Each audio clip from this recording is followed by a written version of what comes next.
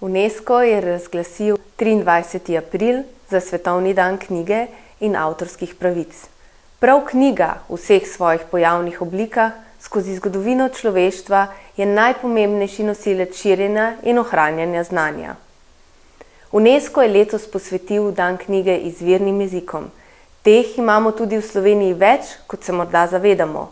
Poleg slovenščine in bogatstva njenih številnih narečij ter slovenskega znakovnega jezika sta tu še jezika narodnih manjšin, italijanščina in madžarščina. Naš kulturni prostor bogati tudi več različic romskega jezika. Tu so še vsi jeziki pripadnikov nekdanjih jugoslovanskih republik, pogosto pa se v Sloveniji srečamo tudi z drugimi svetovnimi jeziki, takšnimi z malo več in malo manj govorci.